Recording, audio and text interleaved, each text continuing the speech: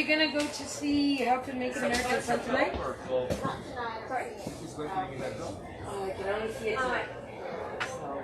Sorry, one more time? At what time is it going to It's about 8 o'clock, so roughly an hour.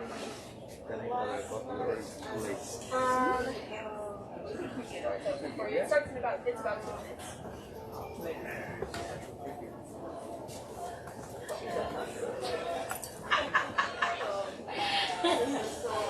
Kay says she doesn't know where she saw last night. Today's my free-play day. Oh, good. Yeah. Well, I'm going to perform. Oh, that's right.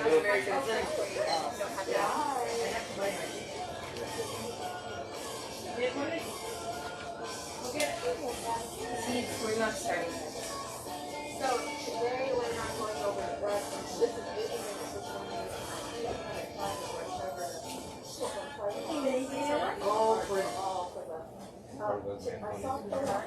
and I don't want to press my window, is it? Oh. Like a Mardi Gras kind of thing? Hello. Thank you.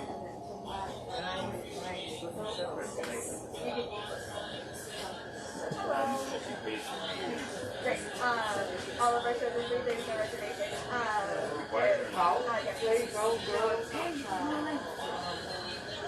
Some of these plays are.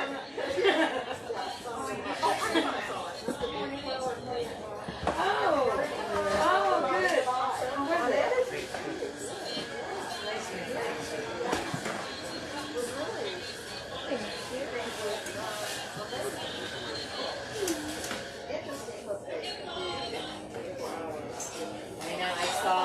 Michelle Palategi, she was like, I don't know when to write. I've been like, I hope I finish by 7 a.m. because. Oh, yeah.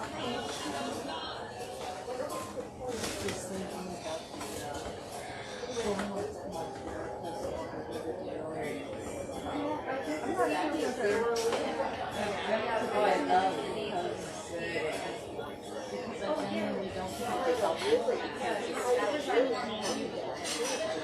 he's very approving.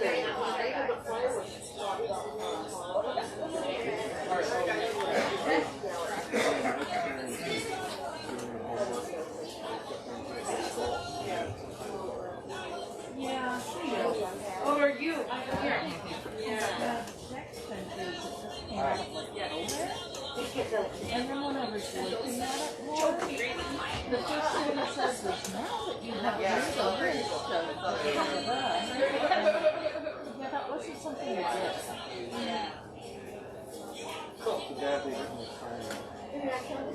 Yeah. Good. I need to follow up and see what How are you doing today? I've been trying to get tired.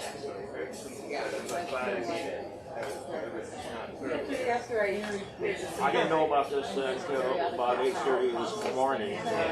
Where I live in Portland, picked me up my next bus, which is 10 minutes afterwards, or an hour and 10 minutes. And then I like Google was like, I made it, yeah. so he picked me up. And then from there on, my leg to start doing for another stuff. 20 minutes till we finish the play. This is really odd. It's not so much. Yeah, this this list of things to do to get, you know, Replay day. here. Ve por el café. They're not starting. Hurry up.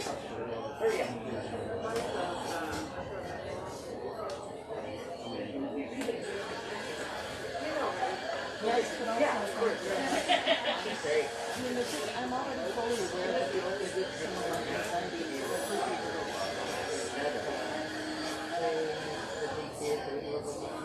I think these are the chairs that. No, she was not in that one. She was in the Twilight area. Oh, okay. Yeah.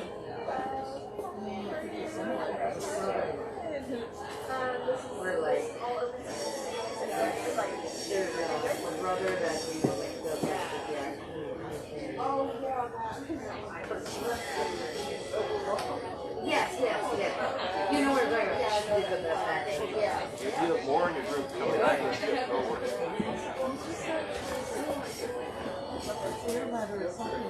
The name of this is Sappho. That's the name. I think we can.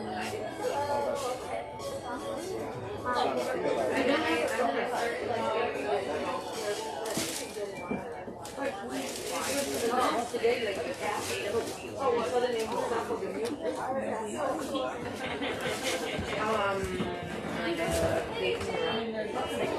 Yeah. Sorry,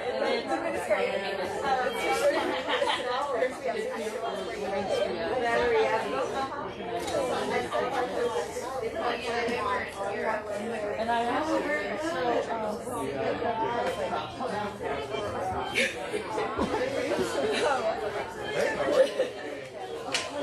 Yeah, I have them on my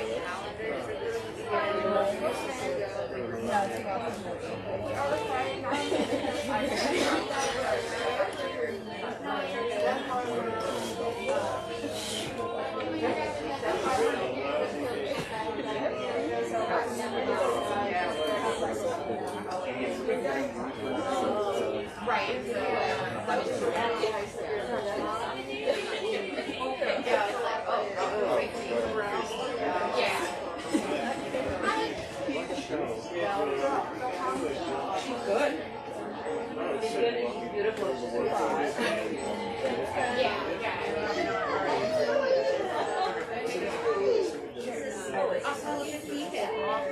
Hi, good. How are you? We were just talking about you. I heard my name. Yeah.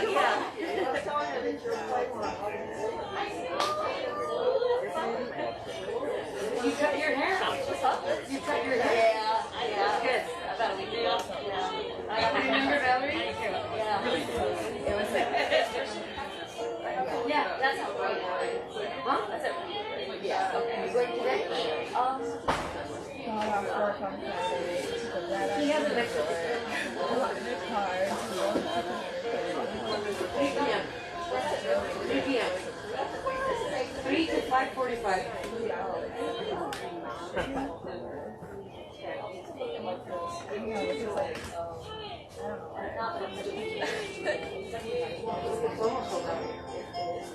It was sold out today. So he had one. Good afternoon. Yay, we made it to afternoon. Yay! I'm going to take this off because my glasses are going to fog while I try to talk to you all. My name is Rusty. I am the artistic director of FUSE and also the producing artistic director of the Outright Theater Festival. This is a part of the Outright Theater Festival. We are in our 13th year. I can't believe I'm actually I don't think many things in the theater last for 13 years, so we're just hoping to keep going at this stage of the game, and we're doing quite well for ourselves. I want to let you know about some of the other offerings that we have going on in the festival. There is our feature production right now being performed over at Reed, and if you're just looking for more theater this afternoon, we have a show at 3 o'clock over at Reed. Yeah, and Sophia's obviously. So we'd love for you to come see that. That's The Pursuit of Happiness. It's a brand new original musical composed by Portland's own Ernie LaJoy. So please come check that out. We run for one more weekend through June 25th over at Reed College again. Here, next weekend, we will have a workshop production. So you get to kind of see a work in progress, an emerging work that is written by Ash. It's a musical called Crumbs. Yes. Oh, Ash! There she is. We'd love for you to come see Crumbs as well. And beyond that, you've been briefed a bit on who we are and what we do as you came in the door. We do operate exclusively on donations. These readings are really something that are more of an investment in the future, the readings and workshops. We don't see a lot of return on these when it comes right down to it, but it is an investment in the future. So if there's you have anything available to be able to donate, we will always accept it, and there are lots of little portals around that you can click on, or go to our website at any point in time and that can always happen. Enough business. I want to now hand it over to Ravyn so that you can all get to what you're here for.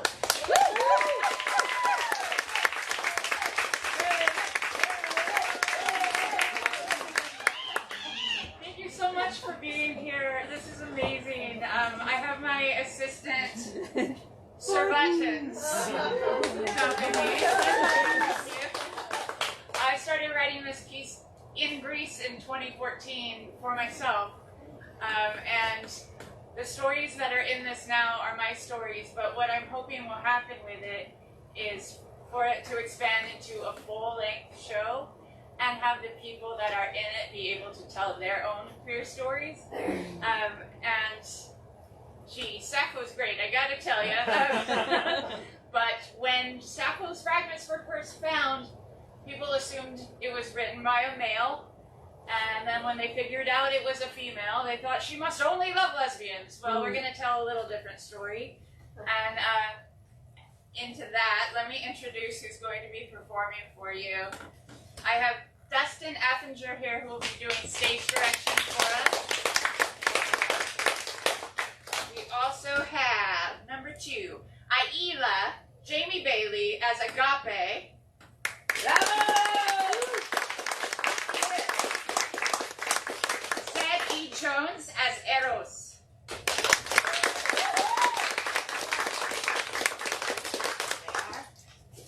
Mura from New Mexico on Zoom as Philia.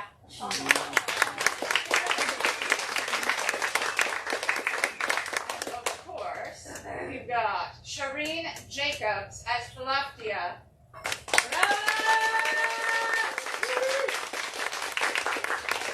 Ruby Lee as Storge.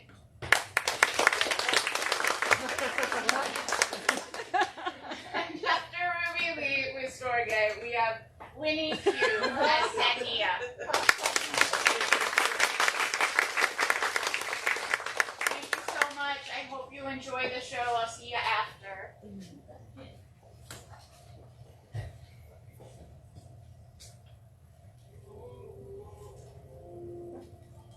The Temple of Aphrodite at Acrocorinth.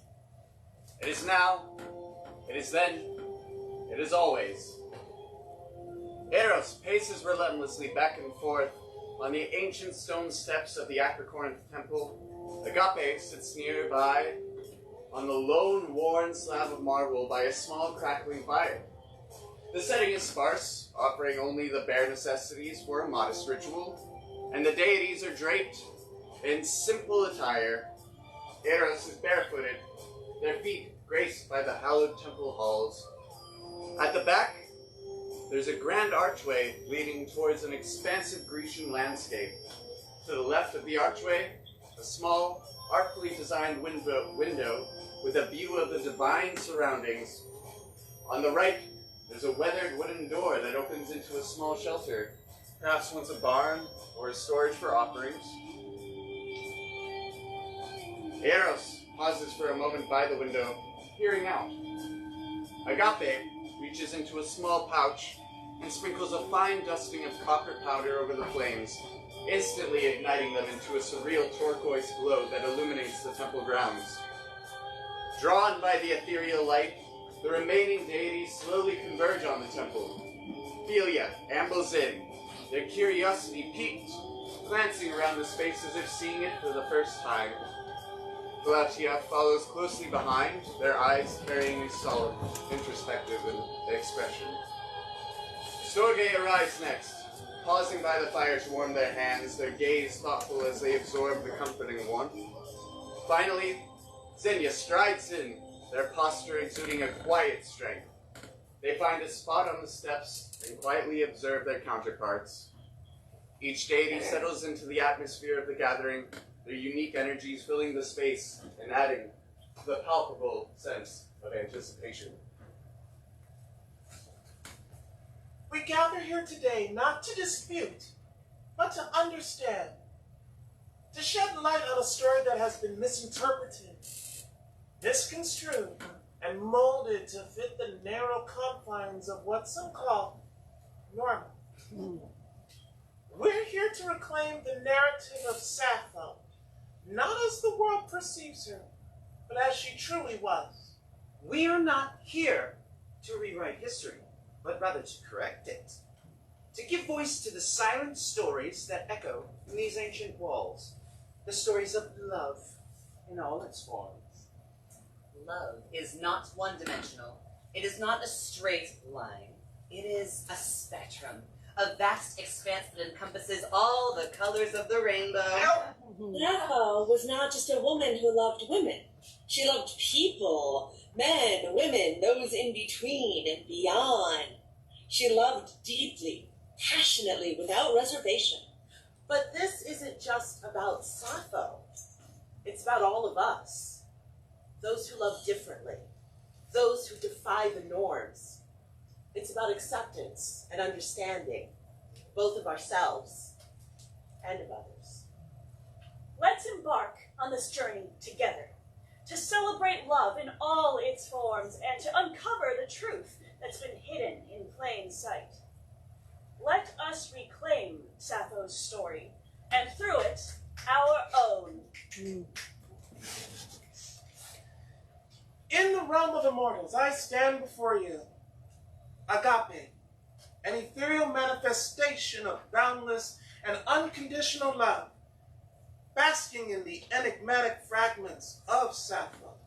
Her words, like cryptic whispers on the wind, caress my essence and ignite the path I tread. Evening, you gather back all that dazzling dawn has put asunder. These lines, like fireflies dancing in the moonlight, awaken a sense of wonder and remind me of the boundless, ever-changing nature of love, transcending mortal comprehension. Sappho's poetry weaves an intricate tapestry of emotion and insight that envelops my divine being. Her words sing praises to love's transformative power, a force akin to the cosmic dance of celestial bodies, stirring the calm and chaos that govern mortal hearts. Her fragments serve as my compass, guiding me to be a sanctuary for souls, seeking respite from the turbulence of existence. Although they are only breath, words that I command are immortal. Each day, I strive to embody the wisdom encapsulated within her words. Through Sappho's fragments, I've come to understand that true love transcends the confines of mortal existence, reaching beyond physical boundaries, societal norms, and the limits beings place upon themselves. As I traverse the cosmic realms, like a celestial wanderer navigating the labyrinthine corridors of an ancient temple, I am continually reminded of the multifaceted nature of love. Sappho has shown me that love can be as tender as a butterfly's wing, as fierce as a tempest roar, or as engulfing as the ocean's depths. In every encounter, I endeavor to be agape, nurturing the bonds that connect all beings and giving voice to the love that knows no bounds. To the end, it is Sappho's timeless fragments that continues to inspire me, urging me to delve deeper into the wellspring of love that lies at the core of existence. As the personification of agape, I am forever grateful for the lessons she has imparted to me, and for the opportunity to share these lessons with the cosmos. For it is through the power of love that all beings are truly set free.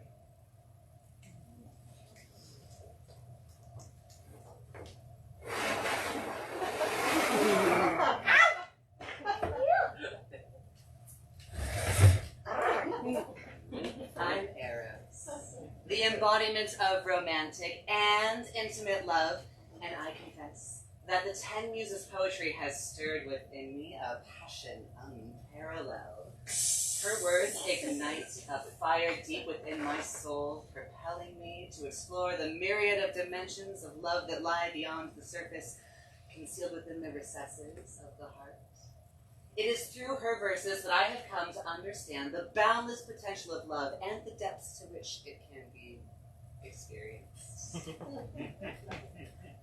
The 10th Muse has taught me that love is more than just fleeting moments of passion or whispered words of affection.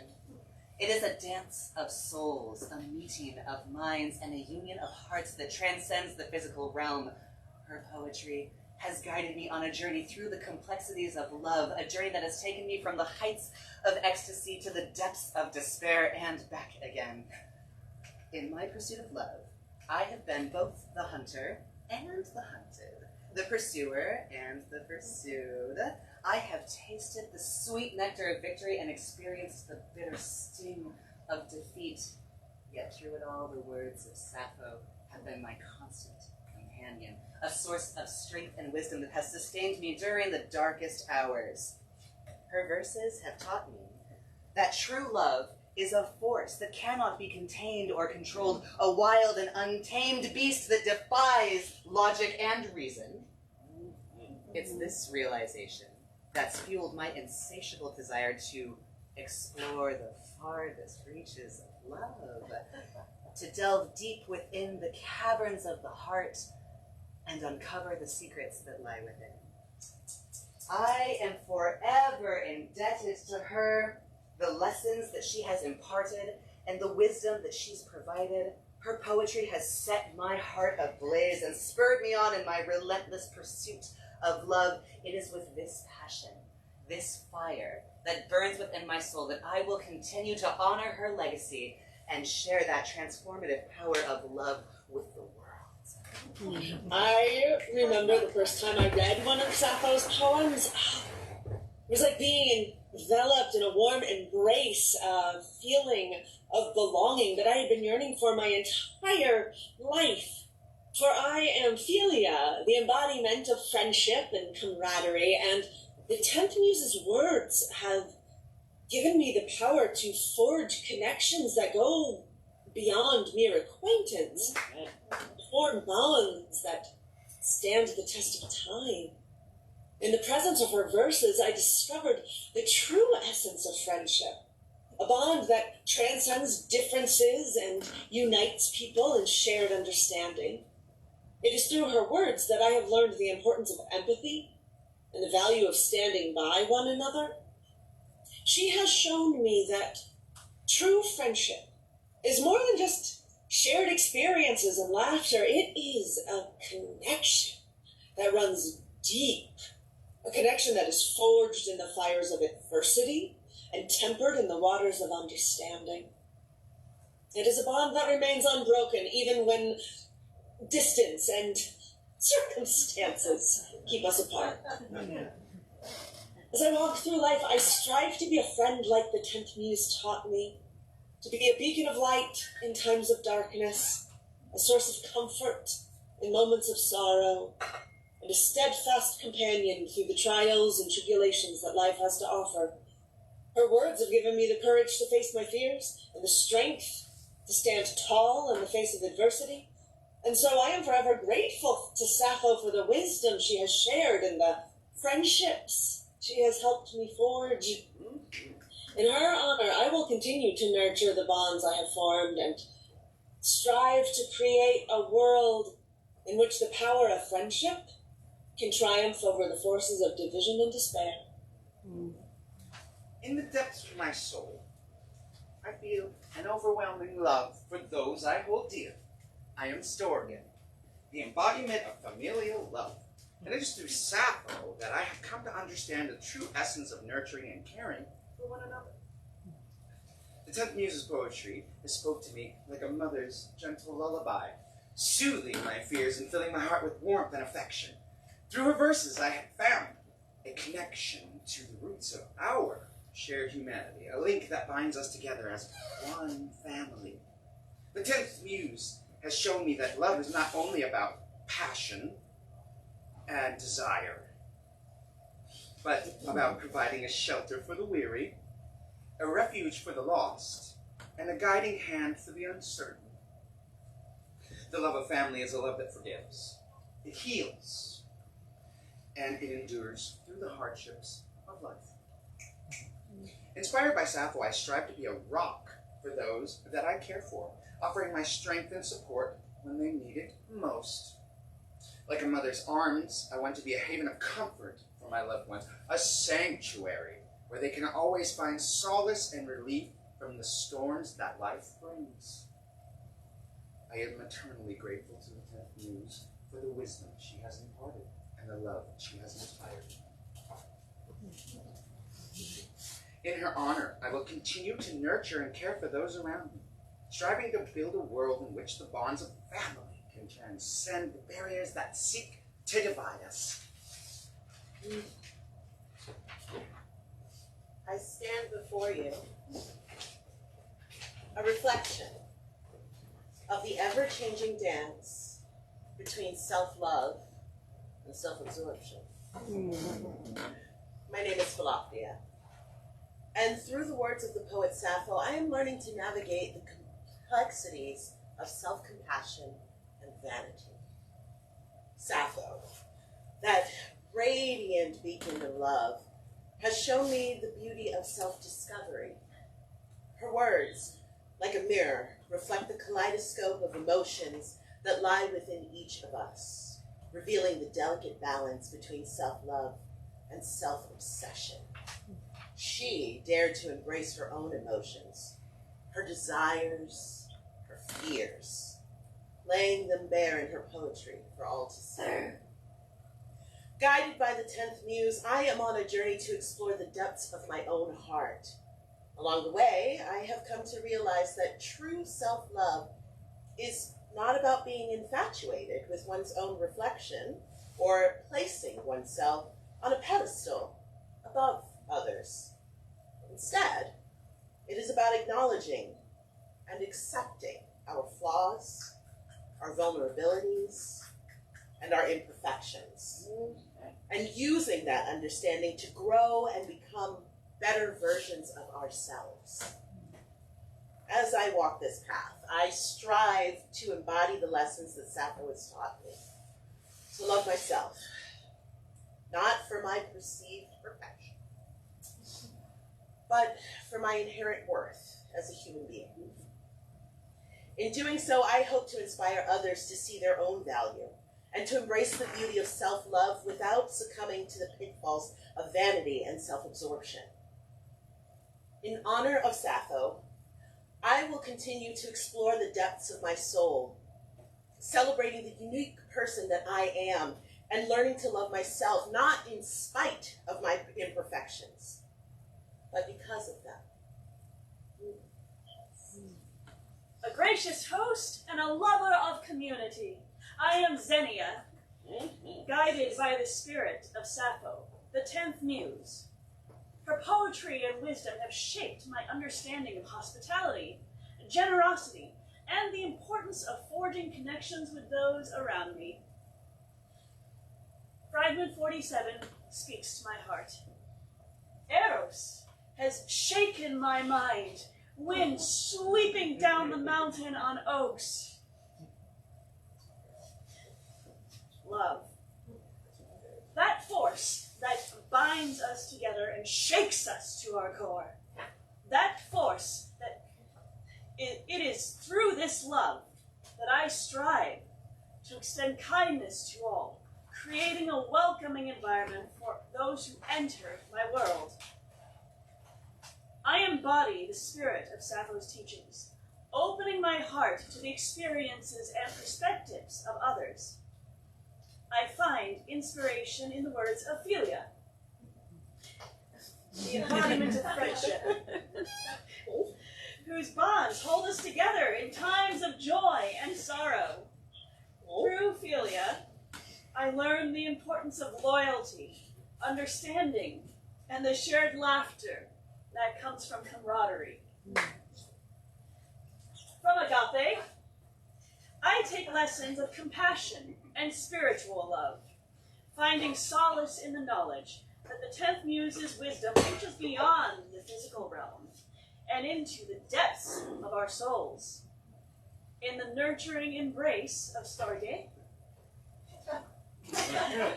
I am reminded of the familial love that grounds and supports us, allowing us to face the challenges of life with strength and resilience. I see the sensuality and intimacy of Eros reflected in Sappho's poetry, a celebration of the connections we form with others as we explore the profound depths of love.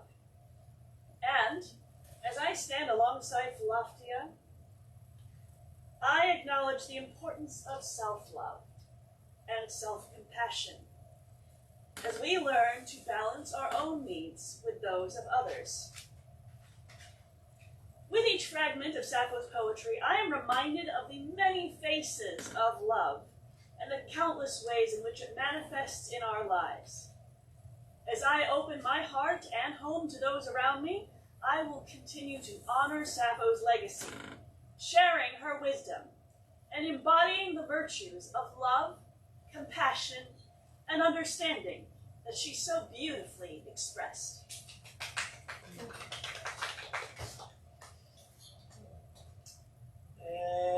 And that's roll call.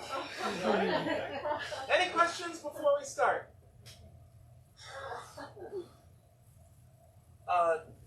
Philia, you're a goddess. You don't have to raise your hand. Oh, yeah. I have a couple questions. Sure, go ahead. Who's that? Oh, that's the tribunal. Okay, and a few follow-ups. What do they want?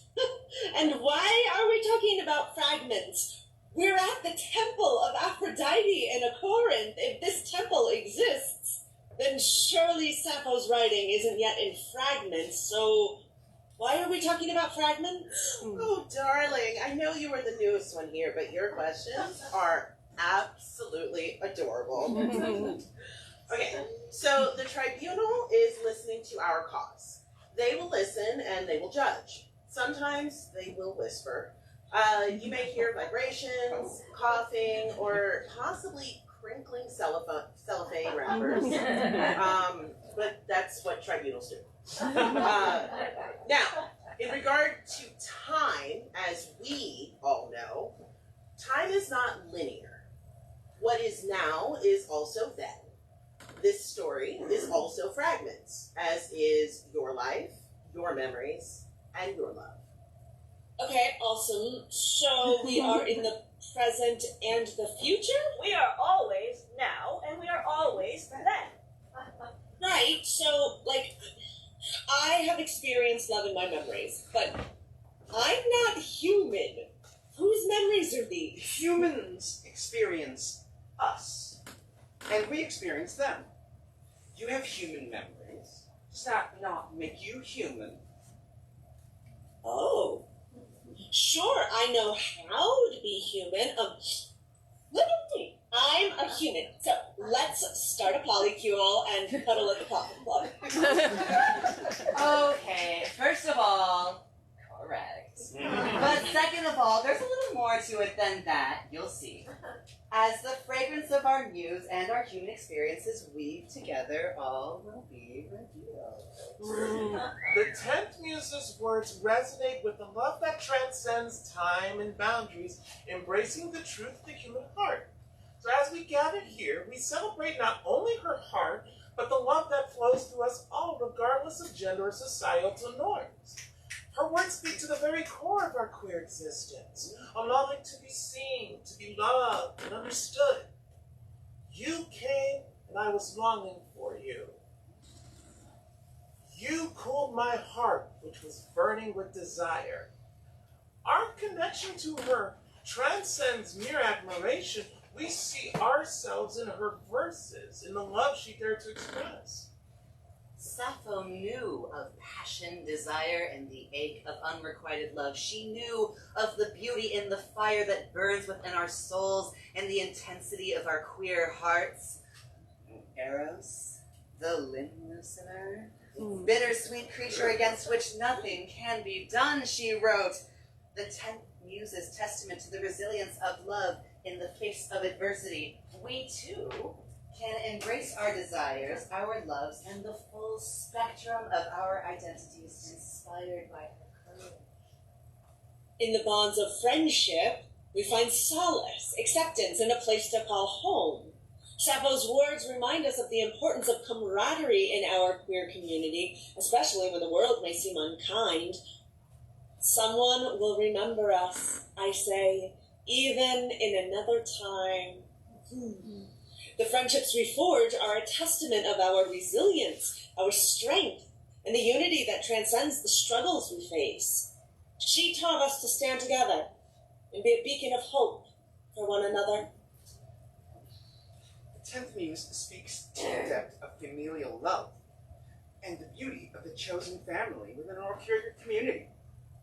As we face the challenges of acceptance and understanding, we create our own spaces. We love, or where love and care abound, like a sweet apple turning red high on the topmost branch, forgotten by pickers. No, not forgotten. They couldn't reach it. Her words remind us that even in the face of rejection, we can find solace and warmth in the arms of those who love us unconditionally. Our journey to self-love is a complex and often fraught path, especially as we navigate the intricacies of our queer identities. But Sappho teaches us to embrace our true selves, to celebrate our uniqueness and the love we have for ourselves. I declare that later on, even in an age unlike our own, someone will remember who we are. With her guidance, we can learn to find balance and inner peace as we stand proud in the face of adversity. The warmth and generosity embodied in the concept of Xenia speaks to the hospitality we must extend to one another within our queer community. Sappho's words encourage us to create safe spaces, to embrace newcomers with open arms, and to stand united in the face of a world that may not always understand. To an army wife in Sardis, some say a cavalry corps, some infantry, some again an army corps of ships is the finest thing on the black earth. I say, it is what one loves. We must be the refuge, the haven, the shelter for each other as we navigate the complexities of our lives. Together, we celebrate Sappho, the 10th Muse, whose words have woven themselves into the fabric of our queer existence. Through her poetry and her love, we find strength, courage, and inspiration to live our lives authentically and unapologetically. In the tapestry of time, the Muses have inspired countless hearts, filling the world with art and beauty. Sappho, too, has left an indelible mark on history. Her words speaking to the soul, transcending the boundaries of age, gender, and convention. As we trace her influence through the centuries, we see the case for her to join the ranks of the Muses. In the realm of love, there is no other poet who has captured the essence of passion and desire as vividly as Sappho. Her words breathe life into the most intimate of emotions, weaving a tapestry of tender, raw, and powerful expressions of love. With her unparalleled artistry, she has become a muse to the lovers and poets alike, guiding them through the labyrinth of the human heart. Sappho's understanding of friendship and camaraderie transcends time, her words resonating with the unspoken bonds that connect us all. She has the unique ability to give voice to the love that flows between friends, the love that binds us together and sustains us through the darkest times. In this way, she has become a muse to those who seek solace and understanding in the arms of another, a guiding light in the search for connection and belonging. The love that Sappho expresses for her family, both by blood and by choice, is profound and deeply moving. Her words speak to the heart of what it means to love and care for those you hold dear, to nurture and protect them in the face of adversity. Through her poetry, she has become a muse to countless individuals who strive to create a haven of love and warmth for their families, both given and chosen. Sappho's exploration of self-love and self-compassion is a testament to her wisdom and understanding of the human spirit. She has become a muse to those who seek balance and harmony within themselves, guiding them on their journey to embrace their own worth and beauty. Through her words, she teaches us to be gentle with ourselves, to cherish our unique qualities, and to find the courage to stand tall in the face of adversity. Sappho's embodiment of hospitality and generosity is evident in her verses as she extends a warm welcome to all who seek shelter in her presence. She has become a muse to those who strive to create spaces of kindness and understanding, to foster a sense of community and belonging for all who enter. Her words inspire us to be gracious hosts, to extend a hand in friendship, and to open our hearts to those who are in need of love and support. As we weave together the threads of Sappho's influence and legacy, we see the undeniable case for her to become the 10th Muse. She has inspired countless hearts and minds throughout the centuries, her words resonating with the very essence of love, friendship, and self-discovery. Through her poetry, she has become a guiding light for those who seek to understand the depths of human emotion, to embrace the beauty of love in all its forms, and to create a world that celebrates the power of connection and unity. It is time to honor her as the muse she has always been, to recognize her place among the immortals, and to celebrate the transformative power of her art. You burn me. My soul is Let overcome. yourself be led by the glittering star. I have taught the metric art to many. If not me. And I, on a soft pillow, will lay down my I limbs. simply want to be dead.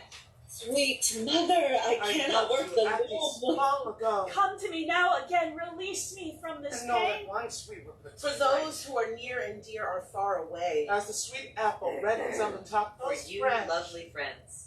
Like the hyacinth on the mountains. But you, Odika, weave lovely garlands in your hair. I declare that later on, even in an age unlike our Someone own, will remember us. With a garland of Who violets, sings the roses, history of and mortals and parsley. immortals. The muses give although us they with are far wisdom away, and they have inspiration. care of you. Turpus Kore, who delights in the dance. Sweet Melpomene, who brings us tragedy. I declare that later on, Someone even in an will age remember unlike us. our own, Erato, with her lyre, sing songs of love and desire. Urania, gazing at the stars, reveals the secrets Sweet of bows the heavens. against a pillar at the end of my summer. heart beats fast, my knees grow weak when I am near her. Love knows no gender, no boundaries. It is boundless, infinite. Love is patient, love is kind. It does not err, it does not envy, it does not boast, it is not proud. Love is not just about the physical, it is about the spiritual, it is a bond that transcends the body. My heart longs for her like a flower yearning for the sun. Passion ignites within me when I am near her. I am consumed by the flames of love. Desire and love go hand in hand, intertwined like the strands of a rope. Love is the sweetest of pains, the bitterest of pleasures. Friendship is a bond that cannot be broken. It is the foundation upon which all love is built. To love is to share a common bond, to see oneself in another. A friend in need is a friend indeed. True friendship is tested in times of trouble. To be a true friend is to accept one another for who we are, flaws and all. The love between family is the strongest of all. It is the bond that ties us together, unbreakable and eternal. To care for one another is to nurture them, to help them grow and flourish. The love of a mother is like the warmth of the sun, nourishing and life-giving. Family is not just about blood. It is about the connections we make with those who matter to us most. To love oneself is to know oneself. Only by loving ourselves can we truly love others. But beware of the dangers of self-love. It can be a slippery slope, leading to narcissism and pride. To find balance in self-love is to find harmony within oneself. Love is not just about receiving. it is also about giving. To truly love oneself is to be kind and generous to others. To welcome others into our homes is to show kindness and hospitality. To be a good host is to be generous and open-hearted. But we must also be mindful of the boundaries we set and the intentions of those we invite in. For the home is a sacred place, a place of comfort and safety. Love is a flame that burns bright, illuminating the darkness of the unknown. It is a force that moves us, that inspires us, that gives us life. Love knows no boundaries, no race, is all infinite. It is a force of nature, a gift from the gods, a blessing and a curse. In my dreams, I'm always saying goodbye, and I wake up feeling so lost. But if you forget yourself, you become the universe. Love is a force more formidable than any other. It is invisible. It cannot be seen or measured. Yet it is powerful enough to transform you in a moment and offer you more joy than any material possession could. Come to me once more and abate my torment. Take the bitter care from my mind and give me all I long for. I desire to be with you. What sea, what land, what bar can keep us apart? I am yours. Don't give myself back to me. I am made of longing and my heart burns like a flame. For you, I am even willing to face Zeus's thunderbolt. I love the finest of all things that are lovely, sweet, and bright. One word frees us from all the weight and pain of life. That word is love. Friendship brings the sun and drives away the darkness. Oh, sweet mother, I cannot weave. Slender Aphrodite has overcome me with longing for a girl. Love shakes my heart like a wind falling on oak trees. At times I wish to die, but then I remember your love and live again. I have a daughter, graceful as a golden flower. The evening star is the most beautiful of all stars. It rises when the others have set. I want to taste the salt of your skin, feel the softness of your hair, and taste the sweetness of your kiss. A guest, like a god, is to be honored. There is no salvation for the soul but to fall in love. Love,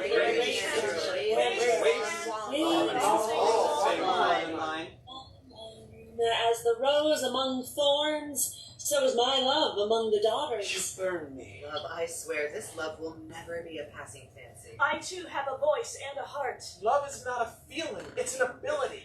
Come close and look into my eyes and see my soul. I carry your heart with me. I carry it in my heart. Love's wound is not cured by time, but by the one who inflicts it. I am a servant of love, and love is my master.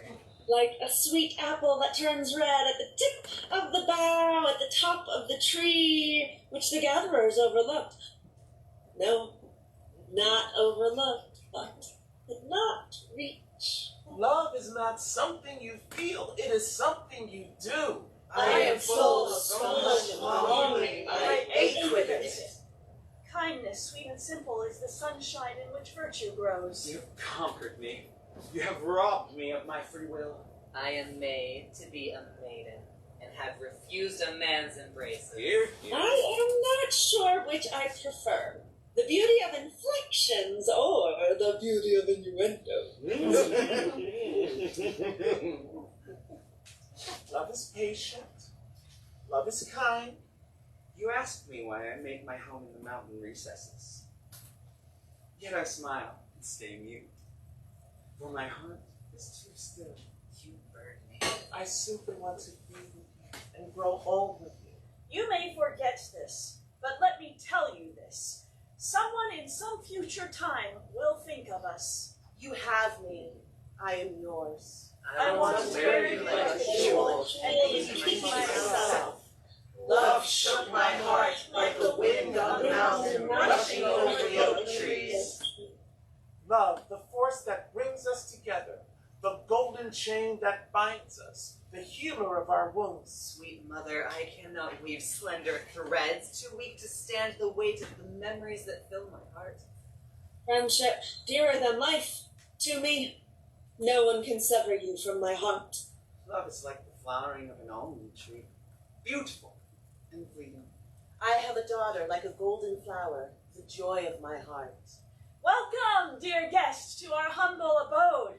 May you find warmth and comfort in our embrace. The love that brings peace to our troubled souls, the light that guides us through the The darkness. flame that ignites our passions, the arrow that pierces our hearts. The bond that unites us in laughter and in tears, the foundation of our community. The embrace that soothes our fears, the shelter that protects us from harm.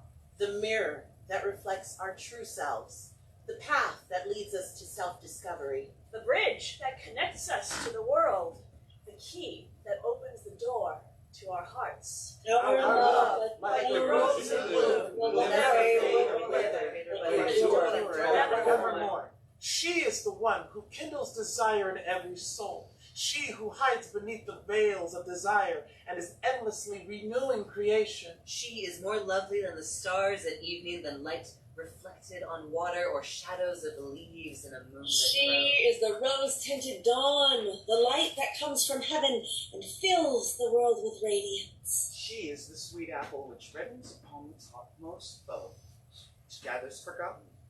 No, not for nothing, but we're unable to reach. She is the fire that breaks forth like lightning from the cloud, which nobody knows how to extinguish. We are the embodiment of love in all its forms and expressions.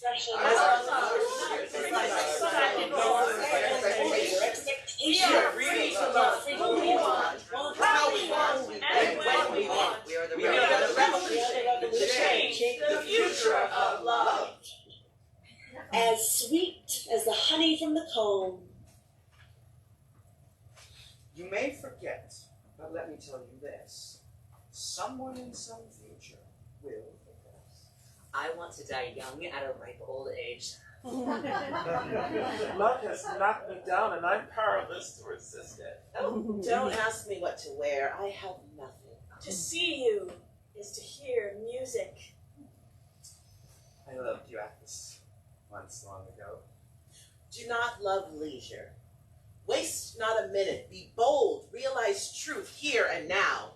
I have a daughter like a golden flower. There is no force more powerful than a woman determined to rise. I have been waiting for you. The stars around the beautiful moon fade back and vanish when she is full. You are not rich. You are not powerful. You are not wise. Love came and became like blood in my body. Friendship is an escape from the troubled waters of life. What cannot be said will be wept. I declare this a disease, this love, a disease and shameful to human beings. I want to lay you down in a bed of roses. Know thyself. Let what you love be what you do. A true friend is the greatest of all blessings. He who sees you will be possessed by love. I am in need of shaking my limbs. He who hates falsehood puts himself in pain. But I say, if you want to achieve true greatness, stop asking for permission. Blessed is the season which engages the whole world in a conspiracy of love. There are 3 things that make a man a god: love, beauty, and truth. For it is impossible for the sun to not shine on you when you are shining. Deathless Aphrodite of the spangled mind. Come to me now again, release me from harsh anxiety. The greatest wealth is to live content with little. Every beauty which is seen here by persons of perception resembles more than anything that celestial source from which we are come. A faithful friend is the medicine of life. Fortunate bridegroom, your marriage will bring you everything. But you put strength in my heart, and now I am like a god. Love shook my heart like the wind on the mountain raging against the oak trees. The greater the beauty, the more irresistible its power. The light of my eyes has been extinguished, and so has the spirit that dwelt within me. The wise learn from their own experiences. The wiser learn from the experiences of others. Your words, Sappho, have brought me near to death. Near to death. Death. Death.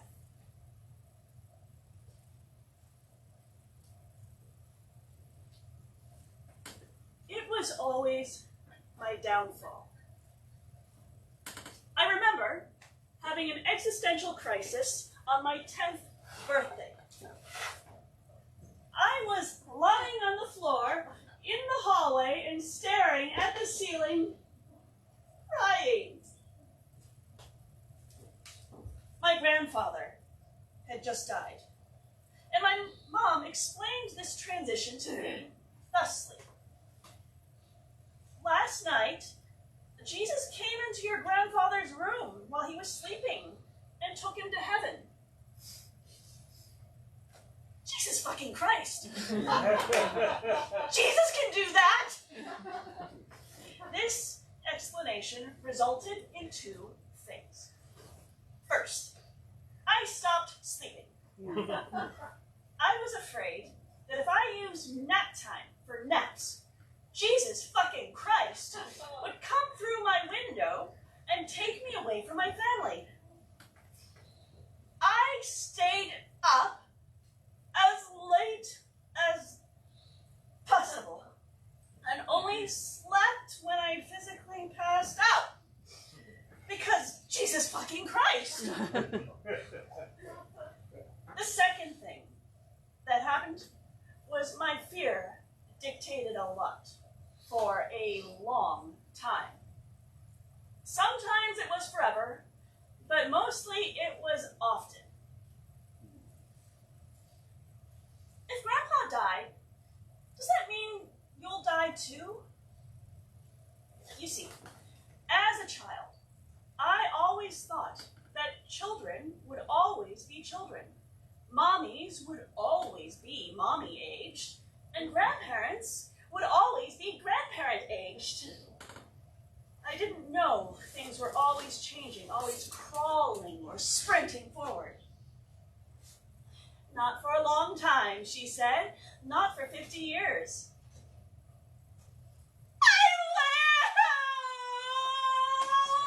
I bawled like a professional mourner in the middle of a plague.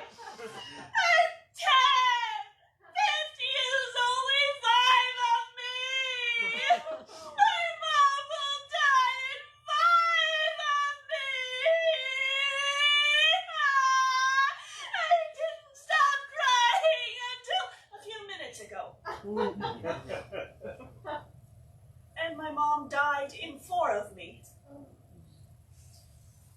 I don't know if Jesus fucking Christ came into her window at night and took her to heaven, but when I ask her, I just hear the vibrations of my own voice. It was fear that gave me images, too. Fear painted pictures, pictures I could see like a movie in my mind's eye. In middle school, it was always the garbage disposal. It was, and forgive me for my words, spectacularly horrifying. A daydream where I couldn't stop myself from reaching into the dark abyss of a working, rusty garbage disposal. The roar of the motor was deafening with crunchy bones and viscous blood. I had to tell my school counselor about it. She didn't seem to have an opinion. Always neutral, but smiling. 3 of me later, I realized this was suicidal ideation. But nobody ever told me. I told me. Jesus fucking Christ. Come to my window and take me away. I wished that I never told myself. I was told fear is not love. Fear is hate. But what is fear of losing love? How can that be hate? Jesus fucking Christ.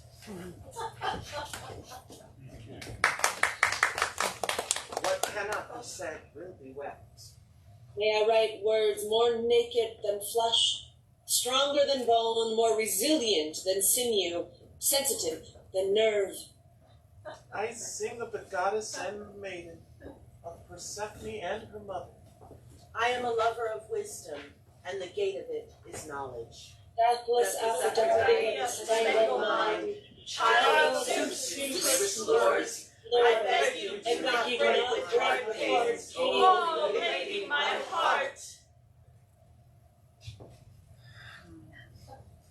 Imagine on some kindergarten playground where young hearts are filled with naive affection. This particular heart, my heart, was divided into 5, 2 portions allocated to boys and 3 to girls. Each part was aware of the other, though the boys assumed they held the heart of a girl, and the girls assumed they shared their affections with a boy. And at that tender age, I didn't bother correcting them. I felt as much a boy as a girl. Picture a scene within the same breath, one laden with the heavy air of a pivotal conversation with my mother. I am 4, weeping, mourning the disparity of what I felt, of what I was told about who I am. I remember saying, I'm supposed to be a boy too. I remember the confusion on her face is etched in my memory. She stumbling through her parental book, deeming, it's penis envy. I retorted, insisting it wasn't about desiring different anatomy, it was about being both. That moment was my unacknowledged coming out as trans. It was lost, forgotten in my mother's stubborn belief. Her denial acted as a shield, one I suspected was fortified by her own inherited pain. My admission was relegated to a silent taboo. The topic was never revisited. Until it was. Our personal narratives, how we define ourselves, are like an intricate dance of identity and acceptance. The fluidity of self-realization that love is an intimate choreography, a performance playing out in the theater of life. I wasn't solely a boy or a girl. I was an array of identities that defied societal boxes. Love in all its glorious forms should echo this same freedom. It's not confined to rigid norms. It's about embracing every hue of the spectrum itself. Identity isn't about limitations. It's about the limitless potential of being, truly loving in every sense of the word. Ow! Here on my lips, the taste of honey. My life has been filled with heartache and sorrow, but there is one who makes it all worthwhile. Let me be not deaf to the silence of love. Love is a cunning weaver of fantasies. I am mine before anyone else. Please, darling, I have a small gift for you. We'll make remember while you sleep. I have not heard one word from her, and frankly, I wish I were dead. Only you, my love, with your quiet strength, can make me whole. I would rather go mad than endure this suffering. Each one sings of what they lack. Be sweet to me, honeyed one. Be dear. I desire only you. Honestly, I wish I were dead. When she left me, I wept profusely and told me, oh, how we suffered in all this, Sappho. I swear, I go unwillingly. I answered her, be happy. Go and remember me. You know how we worshipped you. But if not, I want to remind you of beautiful days we shared. How you took wreaths of violets, roses, and crocuses, and at my side tied them into garlands made of flowers round your tender throat. And with sweet myrrh oil, worthy of a queen, you anointed your limbs, and on a soft bed gently you would satisfy your longing. And how there was no holy shrine where we were absent, no grove, no dance, no sound. No man or woman can honestly say that their life is now better without you in it. You burn me. Come to me now again. Release me from this pain. Everything my spirit longs to see fulfilled. Fulfill. Oh, you, be my ally. I loved you once, Avis, long ago. May I be faithful to the love I bear you. I bear you. I once reveled in the violet rich gifts of the Muse, sang with a clear voice, strummed the song-loving lyre. Skin that was once soft is now withered. Hair that was once black is now white.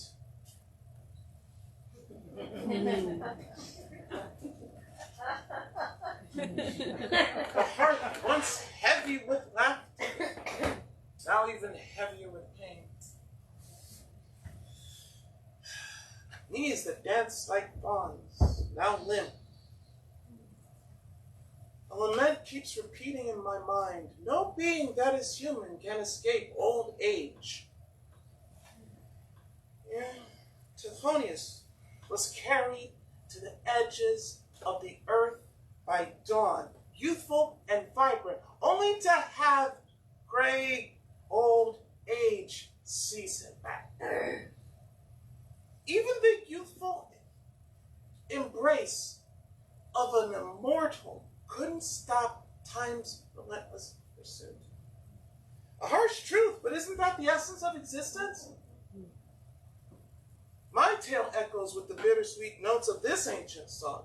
I discovered the language of love, a universal tongue, all-encompassing like Pan himself.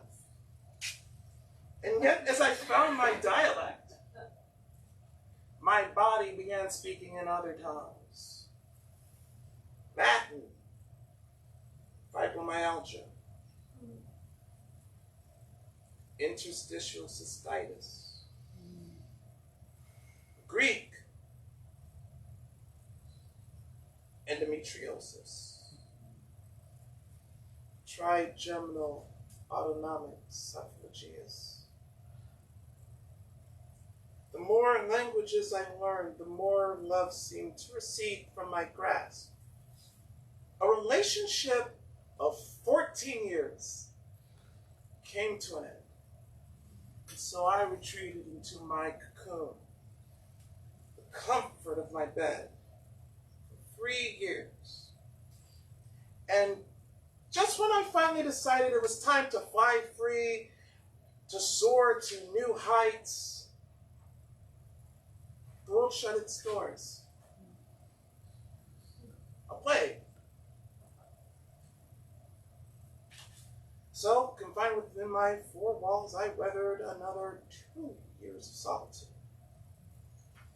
And then the world finally opened up again, and my body rebelled again.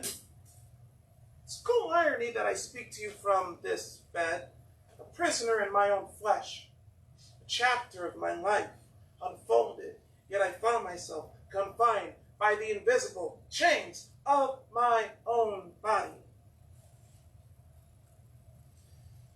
But in the midst of this isolation, I understood a new facet of life. Not just the grand gestures and the passionate embraces, but the silent acknowledgement of shared pain and the gentle acceptance of limitations and the perseverance to find joy amid the turmoil. It's an unvarnished truth, really, learning to love despite it all. Because all of that makes you question its very existence in the first place. But that's the beauty, that's the complexity, the joy, the pain, the bitter, the sweet of it all. Love in its rawest form perseveres, even when it seems that the dawn may never break. It's not about triumph. It's about resilience. The resilience of the heart, that the heart continues to love despite all of the turmoil. Because what else can the heart do but love?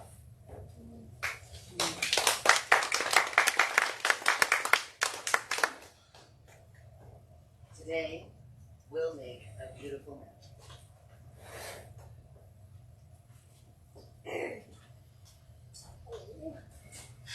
The moon has set and gone the Pleiades. Middle of the night, time spins away, and I lie alone. I long to see you against a purple sky. What is beautiful is easily done. My heart flutters like a bird. I am a lover of beauty, too frail to withstand. You have stolen my heart, heart, my sister, my spouse. If you are squeamish, don't crowd the beach rubble. Everything I love is in this one. Love has wings. To fly, to swim, and to run. Although only breath, the words which I command are immortal. I want to die while you love me. Sweet mother, I cannot weep. Slender Aphrodite has overcome me with broken longing for a girl.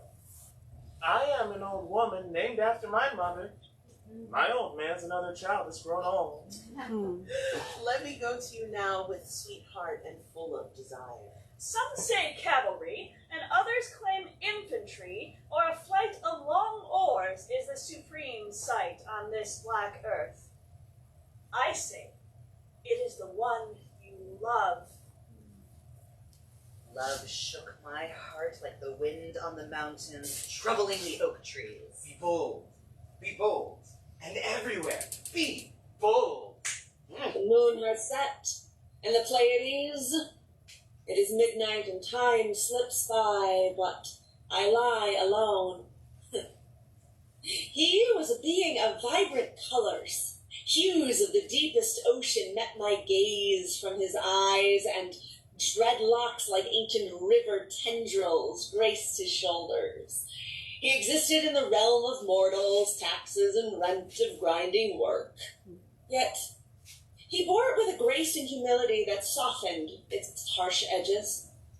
We shared the rattling metallic beast of public transportation, our rhythms in sync.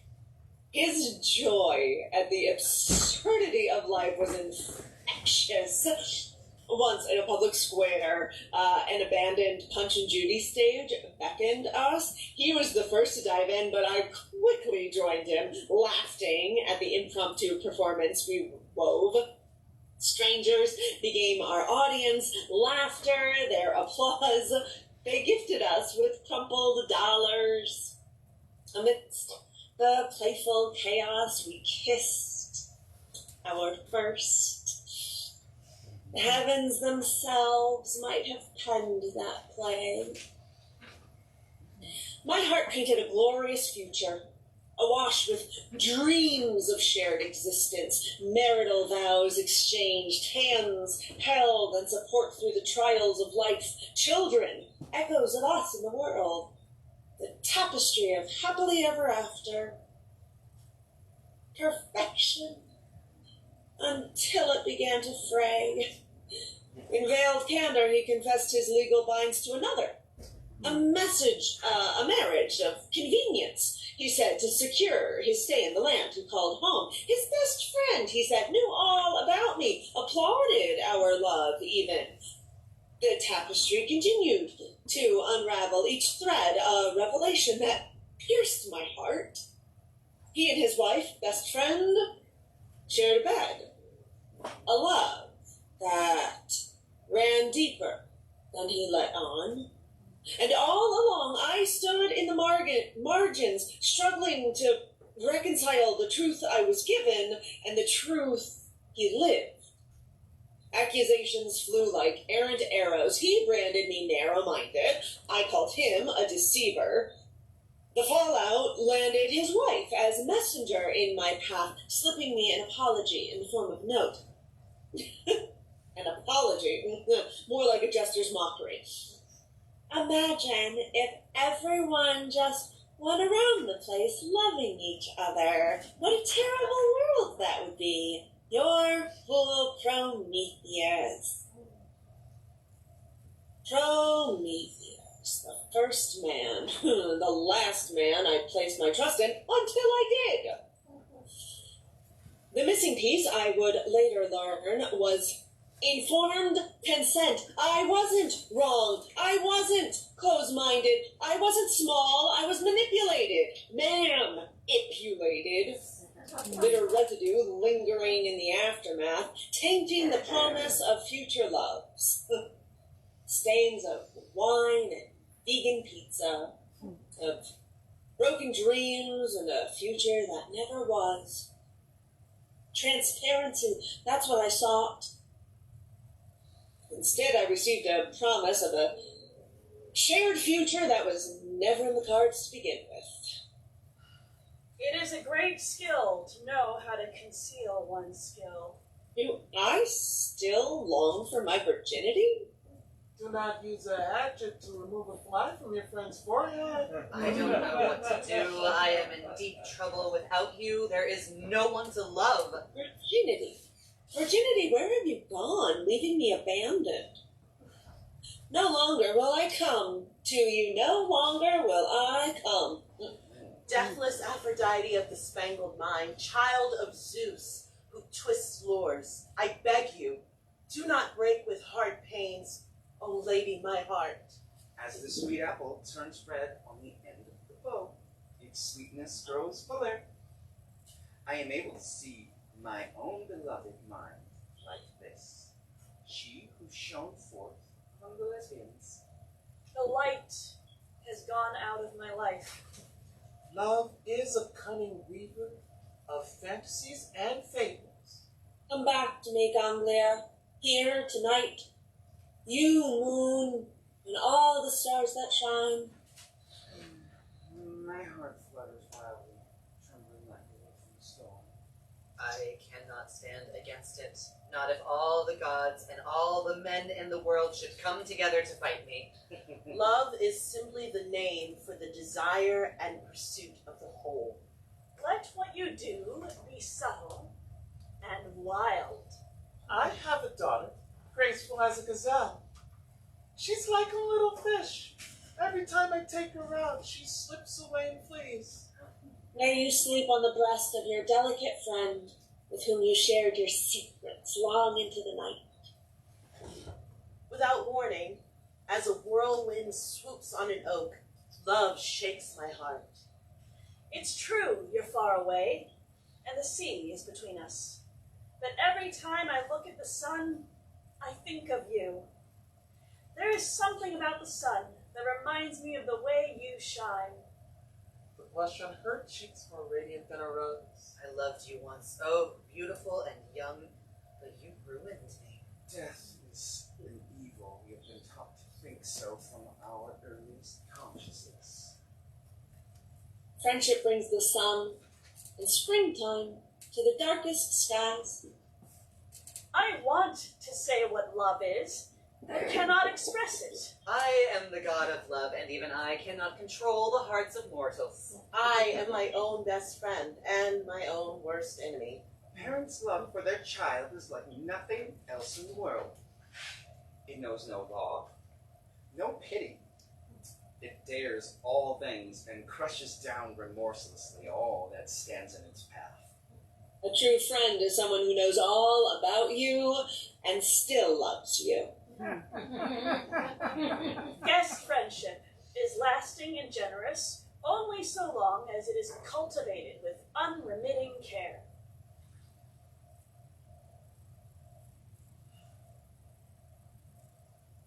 Love is not just a feeling. It is an action. It is the choices we make every day to put others before ourselves. Love is like a flame that burns everything except itself. It is the destruction of all that is false and the fulfillment of all that is true. The love you give to yourself is just as important as the love you give to others. A mother's love is patient and forgiving when all others are forsaken. Never fails or falters, even though the heart is breaking. A true friend is someone who is there for you, even when they would rather be anywhere else. The stranger is sacred, and there is no hospitality like understanding. Love is the only force capable of transforming an enemy into a friend. Friendship is certainly the finest balm for the pangs of disappointed love. Love is the voice under all silences, the hope which has no opposite, The strength so strong, mere force is feebleness. The truth more first than the sun, more last than song. I tell you, someone will remember us, even in another time.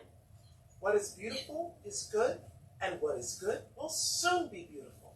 I am deliberate and afraid of nothing. It is a serious thing just to be alive on this fresh morning in this broken world. I just want to take care of everyone. Make sure everyone is okay. Sometimes I forget to take care of myself. I always try to make people feel at home, like they belong. Sometimes I feel like I'm doing it for myself, too. I just want to be there for my friends, to support them and love them unconditionally. Love isn't always easy, but it's worth fighting for. Love is the only thing that will save us, independent of any mistakes that we make. I know we'll always be there for each other, no matter what. When we speak, we are afraid our words will not be heard or welcomed, but when we are silent, we are still afraid. So, it is better to speak. Sometimes it's hard to feel like we belong in this world. We just have to... But we have to keep fighting. Queers are like cactus. The roots are deep. We survive. Hospitality and generosity can change the world. We just have to keep sharing them. We need, in every community, a group of angelic troublemakers. It's important to remember that we are all human. We all deserve love and respect. It takes no compromise to give people their rights. It takes no money to respect the individual. It takes no political deal to give people freedom. Love is a beautiful thing, but it's also powerful. When I dare to be powerful, to use my strength in the service of my vision, then it becomes less and less important whether I believe in us, in this community, and in the power of love. I'm no longer accepting the things I cannot change. I'm changing the things I cannot accept. In this moment with you, I am beyond words. I want to sing love songs to you, to wrap you in my arms and keep you safe and warm. You are my dear friend, someone who makes my heart swell with joy. Your touch ignites a flame within me, a passion that cannot be quenched. I am learning to love myself, to see the beauty in my flaws and the strength in my vulnerability. Come in, my friend, and make yourself at home. You are always welcome in my heart and in my home. Come back to me, because I love you tonight. You with your living eyes are like stars, and your voice like honey. Hasten my love, and release me from my pain. I didn't sleep last night. I keep remembering what we shared in the past. I love the subtle charm of delicate nature. I am the arrow, the longing, and the beauty. Love shakes my heart like a wind blowing on a mountain, stirring the oak leaves. I want to fill my heart with my love and give myself to you without reservation. My heart flutters with desire like a bird that needs to fly, love that flows through me like honey. I am the fire, the passion, and the ecstasy. I want to be with you always, to feel your touch and be lost in your embrace. I cherish the bond of friendship, like the rose that grows in the garden. Love grows strong with the power of two. I am the trust, the loyalty, and the laughter. I want to be by your side, to share the moments that make life worthwhile. I nurture the love of family, like a mother who cares for her child. Love brings comfort and peace. I am the warmth, the tenderness, and the safety. I want to hold you close, protect you, and guide you, always. I struggle to find the balance of self-love, like the bird that soars in the sky. Love requires self-acceptance. I am the confidence, the strength, and the resilience. I want to learn to love myself, to find the courage to be who I truly am.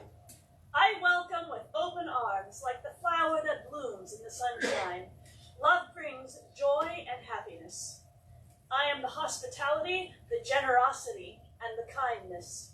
I want to share my life with you, to build a community that embraces everyone. Love is the sweet hot torment, divine madness, a flame that cannot be extinguished. Love is like the sea, vast and tumultuous, a force that cannot be tamed. Love is a rose, delicate and fragrant, a beauty that cannot be ignored. Love is the sweetest joy, the essence of life. 7 years into the dance, the steps began to falter. But the song played on for 14 years before I finally withdrew.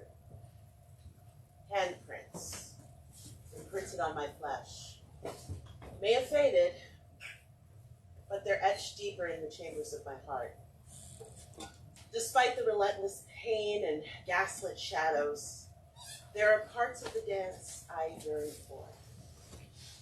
Pieces of the song that still hum in my veins. Decamping from a love corroded by time and hurt is akin to severing rights with a homeland. It breeds an isolation that gnaws at your soul. Financial shackles bind tighter than chains of steel, like an axe-wielding woodsman be whittled away at my roots, just erasing my foundation until I was a tree teetering on the brink of collapse. And when the inevitable gale came, I was felled. The visage staring back at me was alien. Black shark eyes replacing the vibrant hazel that once reflected my heart's song. This entity was a stranger. Fear was a mantle I'd worn for too long. But when the safety of others entered the equation, the blueprint of my escape began to manifest. His reaction, devoid of grief, was a litany of allegations that mirrored his deeds, a projection, a scapegoat. I wasn't free to soar. My wings were shattered, but I could fly. I could drag myself forward inch by painful inch. My voice was swallowed by the gale. I am still in the throes of reclaiming it. Is this how it sounds? Is this it? Blessed goddess, immortal Aphrodite, as you will. My mistress, don't crush me with hard pains, but come here. If ever before, when you heard my far-off cry, you listened. And when you came, leaving your father's house, yoking your chariot of gold, then beautiful swift sparrows led you over the black earth from the sky, through the middle air, whirling their wings into a blur. Suddenly they arrived, and you, blessed goddess, with a smile on your immortal face, asked what had happened this time. Why did I call again, and what did I especially desire for myself in my frenzied heart? Whom this time should I persuade to lead you back to her love? Who, Sappho, is doing you wrong?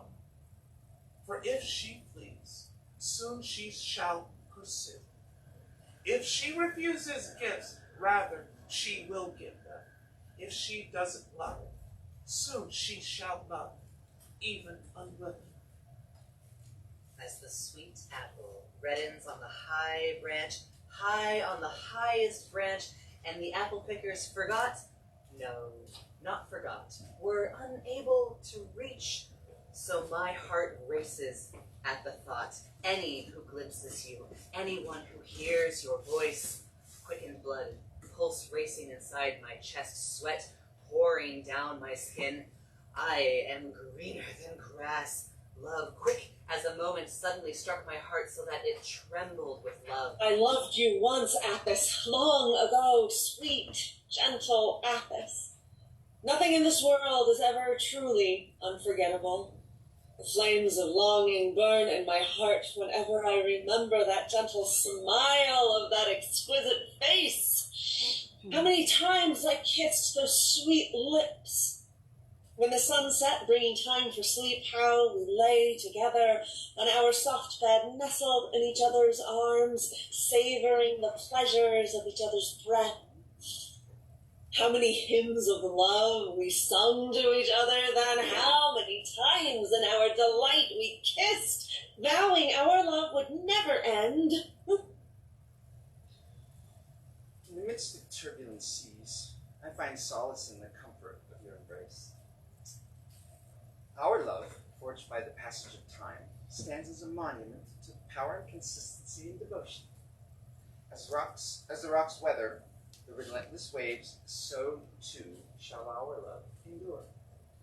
In the mirror of my soul, I see my own reflection, my virtues and my flaws, my strengths and my weaknesses. And through love, I embrace them all, learning to nurture myself and to channel this self-love into the love I offer others. In the dance of life, strangers become friends, and friends become family. Our love, bound by the threads of hospitality and generosity, transcends borders and connects us all in the tapestry of human experience. Hey, lovely youth that dost my heart command, can Phaon's eyes forget his Sappho's hand? Must then her name, the wretched writer, prove to thy remembrance what that's to thy love? Love taught my tears in sadder notes to flow, and turned my heart into the elegies of woe. I burn as when through ripened corn by driving winds the spreading flames are borne. Phaon to Aetna's scorching fields retires, while I consume with more than Aetna's fires. Ow! No more my soul a charm in music finds. Music has charm alone for peaceful minds. Soft sayings of solitude no more can please. Love enters there, and I'm my own disease. No more the lesbian dames my passion moves, once the dear objects of my guilty love. All other loves are lost, but only thine. Ah, youth ungrateful to a flame like mine. Who would not all those blooming charms prize? Those heavenly looks and dear deluding eyes, the harp and the bow would like Phobos bear. A brighter Phobos, Fauna, my beautiful. Nymphs that in verse no more could rival me, then e'en those gods contend in charms with thee. The Muses teach me all their softest lays, and the wide world resounds with Sappho's praise. Through Sappho's eyes we see love's many forms, each a reflection of the beauty within. Her words, like the rays of the sun, touch all who hear them, revealing hidden truths and awakening the heart. And so, through the lens of Sappho's verse, we come to embrace the boundless nature of love, its power to transform, to heal, to challenge, and to unite. Let us celebrate love in all its forms, for it is through love that we find our true selves. Let us remember, love knows no boundaries, no, and the heart's desire is a flame that can never be extinguished. As we journey through this world, let the wisdom of Sappho guide us to love ourselves and others without reservations or fear. And may the spirit of Sappho's love echo through the ages, inspiring all who hear her words to live with compassion, understanding, and an open heart. Love is a sweet tongue Love torment. Love is like the sea, vast, tumultuous. Of course, it cannot stay. A beauty that cannot be ignored. Love is the sweetest love, the most bitter pain, the essence of life itself. True friendship is a rare and precious gift. It's the bond that holds us together, even when everything else falls apart. Family is not about blood, it's about love and support that we give to those closest to us, whether they're related by blood or by heart. Self-love is a journey, not a destination. It's about learning to appreciate ourselves for who we are, flaws and all. The true measure of kindness is not how we treat those who are like us, but how we treat those who are different. It's about extending a hand of friendship to all who cross our path. Love is patient. Love is kind. Love is not jealous or boastful. It is not arrogant or rude. Love does not insist on its own way. It is not irritable or resentful. Love bears all things, believes all things, hopes all things, endures all things. It's what makes life Love worth living. And let's We never make forget so much over And love will always win. Then let us never forget the power of love. We are love. We are hope. We are change. We are family. We are unique. We are one. Love. Hope. Change. Family. Family. Change. I find myself in the passenger seat of a rental car, filling out time outside the mortuary. My gaze is locked on the glove box in front of me. A futile attempt to avoid reality. My mother didn't really suddenly die at 53. This must be a joke. Any moment now, my phone will ring, and I'll hear her dry, sardonic voice. Turns out, I'm dead! We'd laugh and laugh and laugh until we cried. And then we'd find the nearest Mexican place and order cheese enchiladas. We talked endlessly Kubrick films. I glance at my phone, ensuring it's not on silent. That I haven't missed her call telling me she's alive. The sound of the trunk opening drags me back to cruel reality. My father, is he moving a suitcase? A pallet of bottled water? There's a shuffle, a redistribution of weight, and then a thud. Is that my mother? How much do ashes weigh? What does death weigh? Did she feel fear? Was she alone in her final moments, her awareness slipping away? Was she calling for me? Was she... Does she know? I would trade every possession, every memory, every moment of my life for one more minute of her silence. Tears begin to fall, not from active crying, but a passive release of sorrow. They rain down for 90 days and every other day, and still they come. Because it's all happening now, even though it was a decade ago.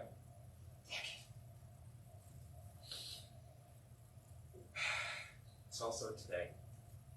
It's yesterday, it's now, it's love, it's grief.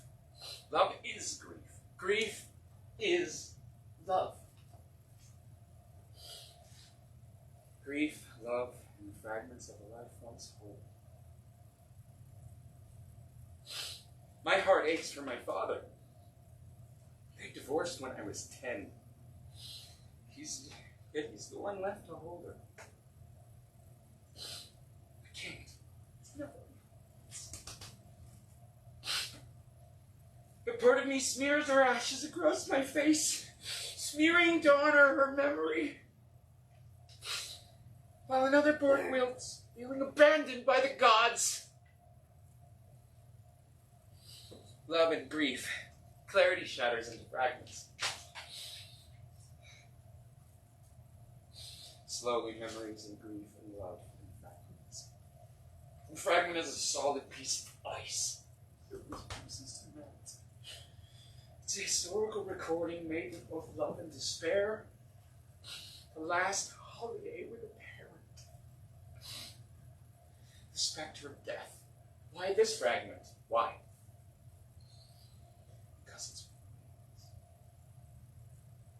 Because it's an imprint, a scarification of the heart.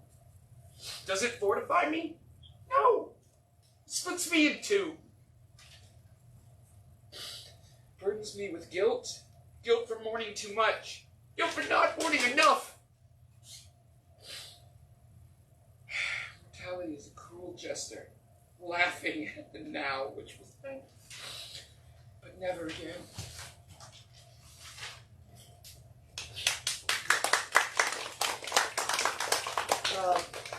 at least 12 plays.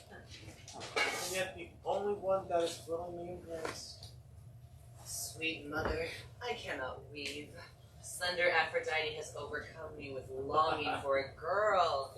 Friendship is one soul, dwelling in two bodies. Even our sleep, pain which cannot forget, falls dropping upon us. Until, in our own despair, against our will, comes wisdom through the awful grace of God. I want to be like water. I want to slip through fingers, but hold up a ship. I have 1,000 little lies for the question, how are you? I have 1,000 brilliant lies for the question, what is God? If you think that the truth can be known through words, if you think that the sun and the ocean can pass through that tiny opening called the mouth, oh, someone should start laughing. Someone should start loudly laughing now!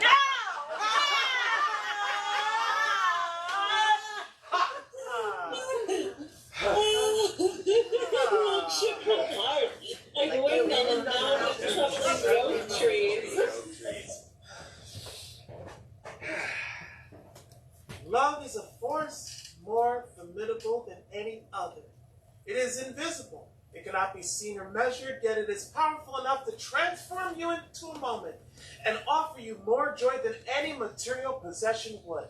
Deathless Aphrodite of the spangled mind, child of Zeus who twists lures, I beg you, do not break with hard pains. Oh, lady, my heart. Let us live, my lesbia, and let us love, and let us judge all the rumors of old men to be worth just 1 penny. And to the extent that we are disturbed by external things, to that extent we are separated from the things we value most dearly. Love yourself first, and everything else falls in line. You really have to love yourself to get anything done in this world. As if you were on fire from within. The moon lives in the lining of your skin. We are all just walking each other home. Love is an untamed force. When we try to control it, it destroys us. When we try to imprison it, it enslaves us. When we try to understand it, it leaves us feeling lost and confused. Life is an awful, ugly place to not have a best friend. The greatest thing in the world is to know how to belong to oneself. It's not about vanity. It's about self-care. Love, the untouchable fire that burns within us. It is the force that drives us, that compels us to rise above our own limitations. Desire, the sweet nectar that flows through our veins. It is the seed that grows within us, that blossoms into something beautiful and eternal. Friendship, the unbreakable bond that links us together. It is the foundation upon which we build our lives, the bedrock on which we stand. Family, the loving embrace that surrounds us. It is the shelter that protects us from the storms of life, the sanctuary where we find peace and solace. Self-love, the delicate balance that we strive to maintain. It is the mirror that reflects our own beauty, the path that leads us to our own greatness. Hospitality, the generous spirit that welcomes us into its embrace. It is the hand that reaches out to help us when we need, the heart that gives freely without expectation of reward. Sappho was not just an exceptional poet, but also an exceptional human being. She was brave enough to love who she loved, to be open about her sexuality and her desires. She paves the way for all of us to love freely and openly. And that is why Sappho should be the 10th muse. The muse of love and acceptance. She showed us that love is not something to be afraid of, but something to be celebrated and cherished.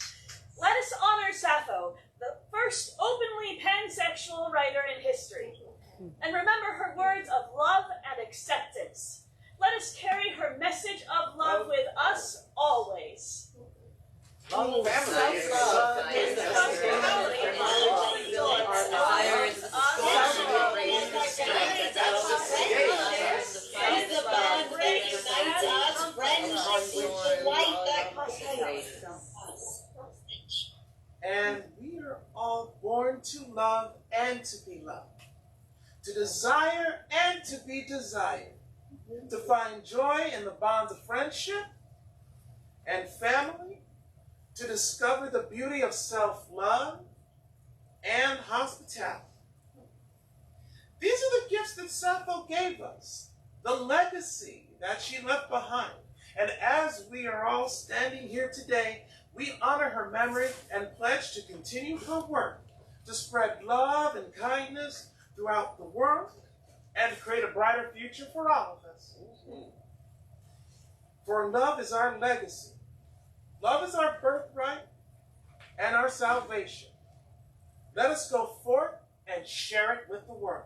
Hear, hear.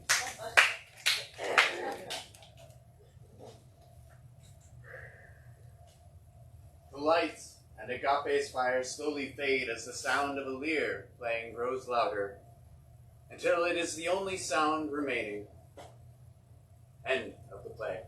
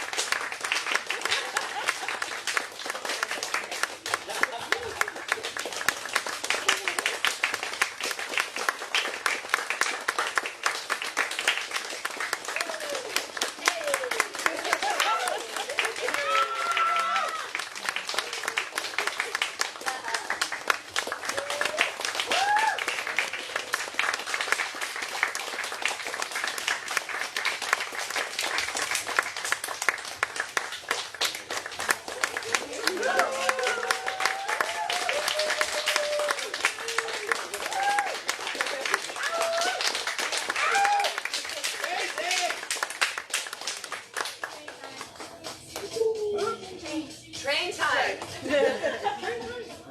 It's where we do this and we go, hey, hi.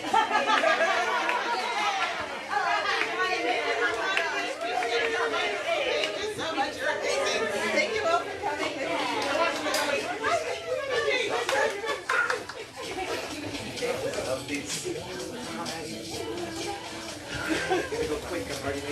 Thank you all for coming out. That concludes our reading series for this year's Outright. There'll be another one next year, so we hope we see you then. If you have some time today and you want to check out Pursuit of Happiness, it starts at 3 o'clock, which means we have to get out of here fairly soon as well.